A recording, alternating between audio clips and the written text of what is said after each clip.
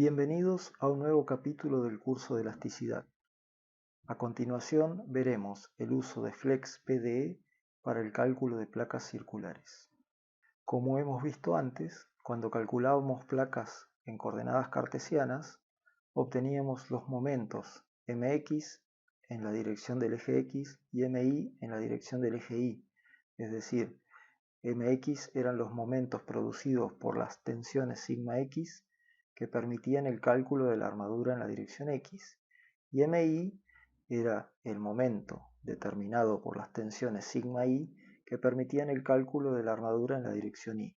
En el caso que yo tenga un contorno circular, como el de las placas, hay una posición particular en la cual mx coincide con mr y mi coincide con el momento tangencial.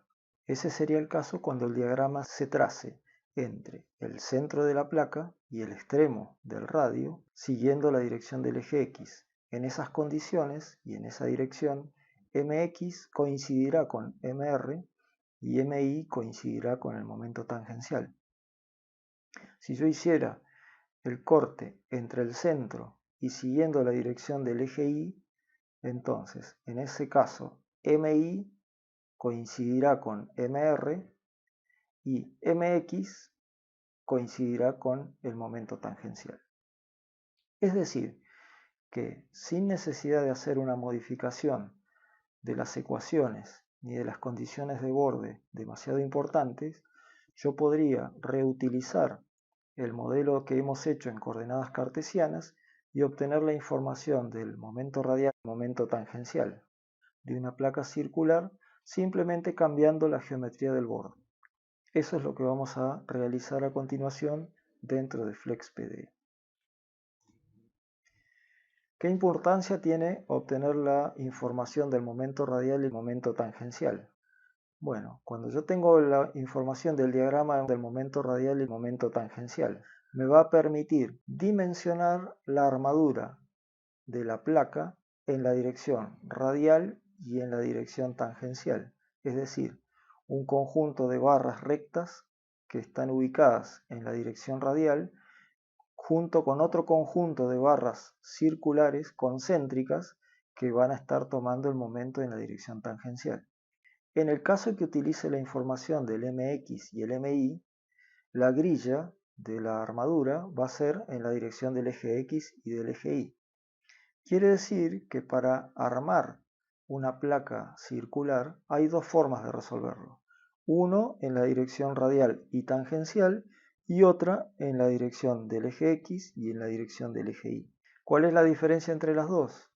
La diferencia mayor que hay entre estos dos tipos de armadura es la cantidad de horas hombre que lleva la ejecución de la armadura en la dirección radial y tangencial, a diferencia de la dirección X e Y, que simplemente es un conjunto de barras rectas que cubren la superficie. Vamos a ver entonces en Flex el desarrollo del modelo matemático. Aquí tenemos entonces el programa. Vamos a modificar el título poniéndole placas circulares.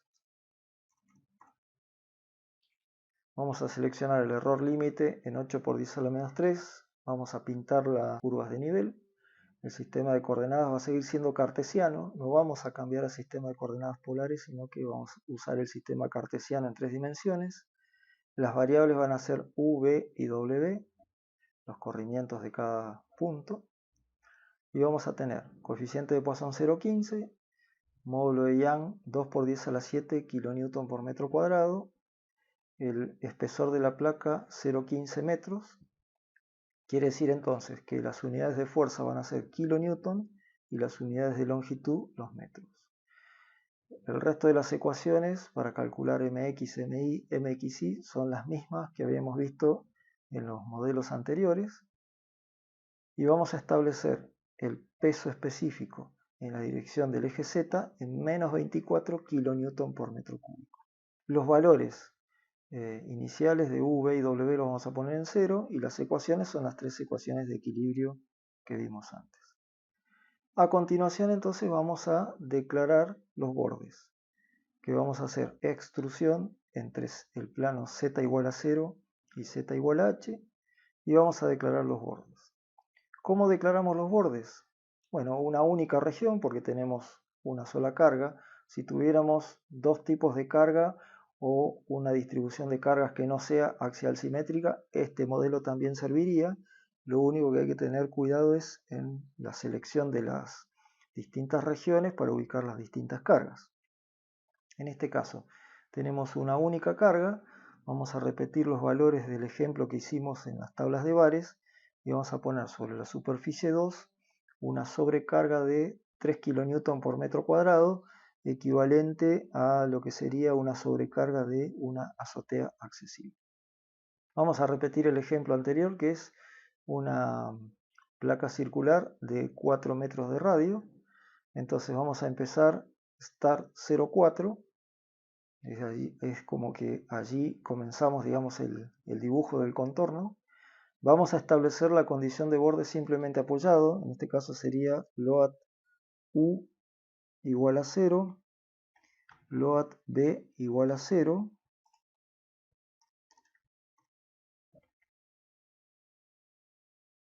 y valor de W igual a 0. De esa manera nos estamos garantizando que el borde no va a descender, pero sí va a tener posibilidades de girar libremente en la dirección X e Y. Y a continuación entonces tenemos apoyado la punta del compás en el punto 0,4, 0 de X, 4 de Y, y vamos a realizar un arco con centro en 0, 0, quiere decir que el centro del compás lo vamos a apoyar en el 0, 0, y vamos a rotar un ángulo de 360 grados. De esa manera vamos a completar una circunferencia que tiene radio 4 a lo largo de los 360 grados. Con esta orden le indicamos que haga un arco de círculo. Vamos a ver cómo nos va quedando el contorno hasta ahora. Allí tenemos entonces, empezamos en 0,4 y con centro en 0, 0 dimos una vuelta completa de 360 grados. Aquí tenemos entonces el contorno. Bien, ¿qué vamos a plotear? Bueno, antes de plotear, vamos a resolver mx utilizando, digamos, el error límite que pusimos aquí arriba de 8 por 10 a la menos 3.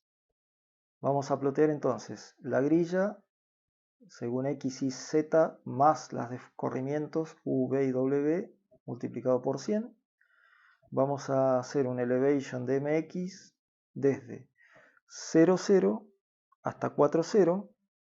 Y eso, como hemos visto, es equivalente a mr. Vamos a hacer un elevation de mi de 0, 0 a 4, 0 también, de 0, 0 a 4, 0, y eso es equivalente al momento tangencial. Las unidades, por supuesto, son kilonewton por metro sobre metro. Vamos a hacer un contorno de W para ver toda la deformada, un contorno de MX para ver cómo se desarrolla MX sobre toda la placa, un contorno de MI para ver MI sobre toda la placa y un contorno de MXI. Quiere decir que con este modelo tenemos tanto la información como para hacer el dimensionado radial y tangencial con estos dos diagramas, o según X y según Y con las superficies estas o las curvas de nivel que vamos a lograr. Vamos a grabar el modelo y vamos a ejecutar. Luego de 1 minuto 33 segundos y de haber resuelto un sistema de ecuaciones de 9354 ecuaciones con incógnitas y un error de resolución de 4,86 por 10 a la menos 3, tenemos el resultado. Vamos a ver la deformada. Vamos a rotar la deformada. Bueno, como vemos, se mantiene, digamos, el borde inferior en la posición, mientras que el borde superior rota, acortándose ese borde debido a la presencia de las sigma tangenciales que producen el acortamiento del borde y la aparición de los momentos tangenciales inclusive en el borde, mientras que los momentos radiales son nulos sobre el borde. Aquí tenemos el diagrama del momento radial, que tiene que ser un 0 aquí, aproximadamente daría un 0, y tenemos el momento en el centro que estaría en un valor cercano a 21, o entre 20 y 21, más cerca de 21. Vamos a compararlo con el valor que obtuvimos antes cuando calculamos con las tablas de bares. Con las tablas de bares teníamos un valor de 20,79, 20,8, cercano a 21. El momento tangencial es el mismo, también 21, y vamos a ver la deformada máxima, que era 0,02. Entonces estamos bien con los momentos. Vamos a ver la deformada máxima. Bien, tenemos un máximo de 0,021 en el centro. O sea que coinciden las deformadas. Vamos a ver el momento tangencial. Bueno, en el centro da lo mismo que antes, 20,8, y vamos a ver qué da en el extremo, de acuerdo a, en este caso daría un valor cercano a 12, 10 en las cercanías del centro. Vamos a ver qué da el valor de bares. El valor de bares daba 11,22. Los valores coinciden aproximadamente, el método aproximado de las tablas de bares con el método más exacto del modelo de elementos finitos. Aquí tenemos el diagrama entonces de MX. Entonces este diagrama me serviría para ubicar las distintas zonas de concentración de armadura en la dirección X. Como vemos tenemos momentos máximos en el centro de 21 o cercanos a 21. O sea que la armadura en esta dirección, en toda esta zona, estaría la máxima armadura en la dirección X. Y acá tenemos el momento en la dirección Y, que también por supuesto tiene un máximo de 21 en el otro sentido. Bueno, como vemos, en el caso de las placas circulares que hemos calculado con las tablas de bares y las que hemos calculado usando Flex, los resultados son bastante coincidentes. Vamos a ver ahora un ejemplo en el cual utilicemos a esta placa como una tapa de una cisterna. Como nos hemos dado cuenta, el centro de la placa tiene un descenso del orden de 2 centímetros, que frente a los 15 que tiene de espesor ya no sería una deformación infinitésima, es decir, tiene un problema de una deformación un poco grande, digamos, en el centro de la placa. Pero vamos a ver cómo podemos utilizar esta placa con estas mismas condiciones, simulando, digamos, un empotramiento en el borde y poniendo un apoyo intermedio, cómo podemos utilizar esta placa y cómo las deformaciones, sobre todo, y los momentos cambian de valor y disminuyen de manera importante sin aumentar el espesor de la placa. Vamos a ver entonces cómo sería el esquema que estamos tratando de resolver. Entonces, este es el esquema de un depósito de agua o de una cisterna que tiene un radio exterior de 4 metros y un radio interior de 1,50 m. Es decir, es un elemento central que en este caso podría ser una pequeña cámara de carga en la cual el agua ingresa por la tubería en la parte central y después, a medida que se llena esta cámara de carga, desborda y va llenando el compartimento anular que tiene al costado.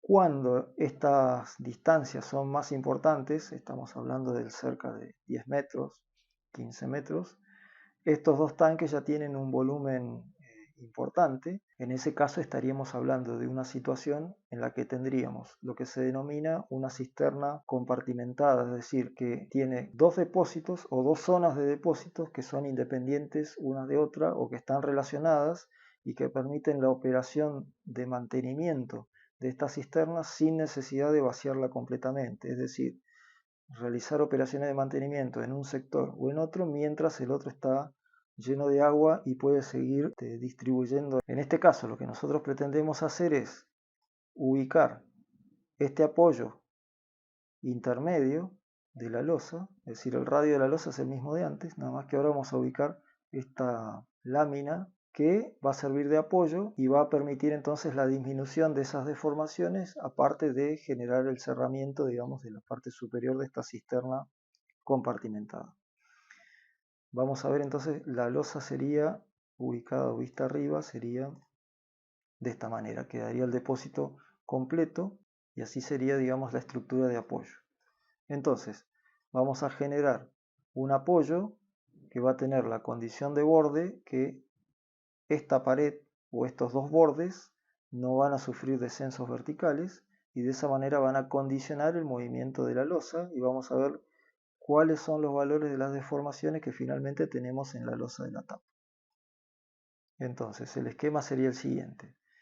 Voy a tener la misma losa que tenía antes, la única que voy a cambiar es la condición de borde sobre el borde exterior, que en vez de ser simplemente apoyada, voy a considerar que está empotrada sobre la lámina cilíndrica que hace de paredes verticales, porque naturalmente hay una continuidad de las armaduras y hay un hormigonado de manera monolítica de las dos partes.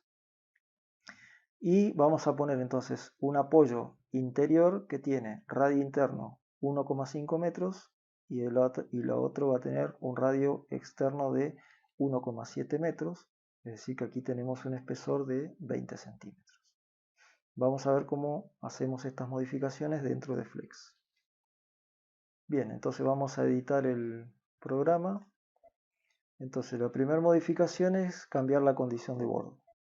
La condición de borde empotrado es que el valor de B sea 0 y que el valor de U sea 0.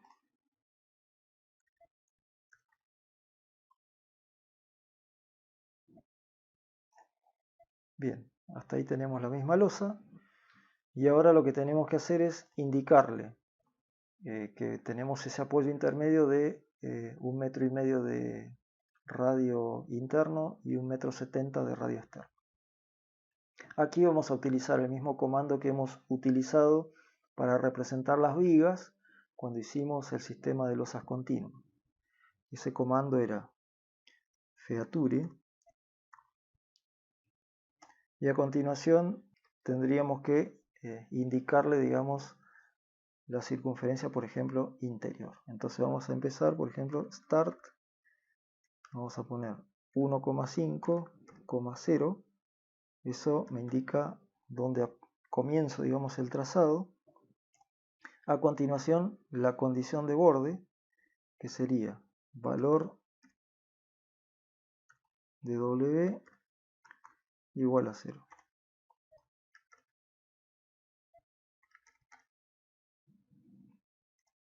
Y a continuación tendría que dibujar un arco con centro en el 0, 0 y con un ángulo de 360 grados.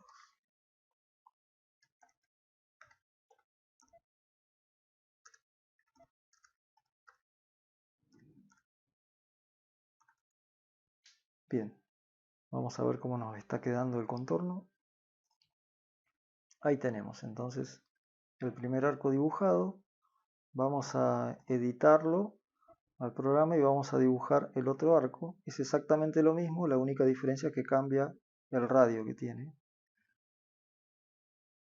Vamos a copiar todo esto.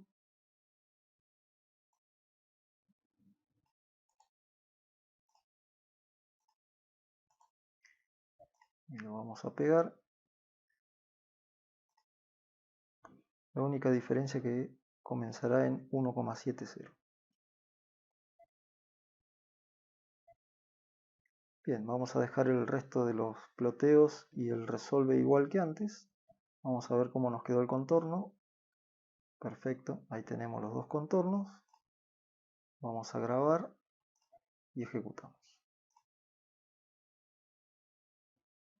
Bien, luego de 1 minuto 45 segundos y haber resuelto un sistema de ecuaciones de 37.836 ecuaciones, nos ha terminado de calcular el problema que dimos. Vamos a ver la deformada.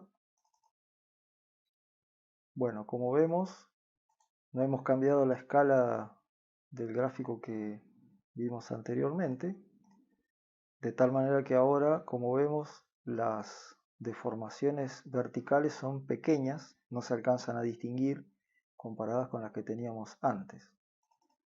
Vamos a ver esto en los valores reales. Bueno, fíjense, ahora tenemos 1,15 por 10 a la menos 4. Esto es equivalente a decir 0,1 milímetro de deformación frente a los 2 centímetros que teníamos antes en el centro. Ha cambiado mucho debido a la presencia de esta zona, que es el apoyo intermedio que le hemos colocado. Eso ha generado, la presencia de ese apoyo intermedio, ha generado que aparezcan estos momentos negativos en el sentido radial y haya disminuido también el momento que teníamos en el centro de la placa y que teníamos ahora en esta zona. Antes los momentos eran del orden de 20, ahora son del orden de 1,1, 1,5 kilonewton por metro sobre metro. Es decir, con el mismo espesor y con el simple hecho de haber agregado este apoyo intermedio, hemos cambiado totalmente las solicitaciones que tenía la placa anteriormente. Lo mismo ha ocurrido con el momento tangencial.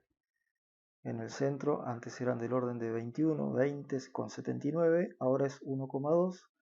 Aquí tenemos un momento negativo de menos 0,6 y en el extremo tenemos un momento pequeño cercano a 0.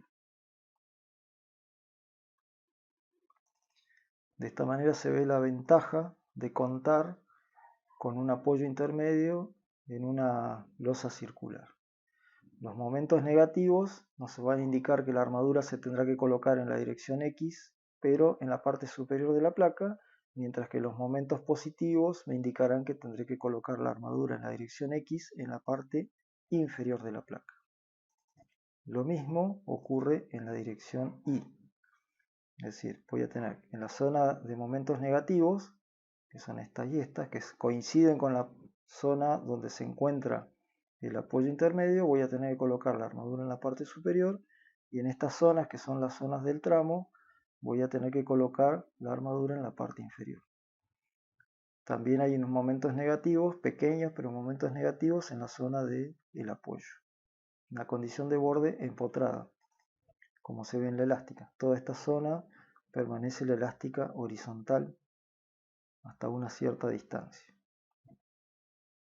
De esta manera damos por finalizado el video de uso de FlexPDE para el cálculo de placas circulares.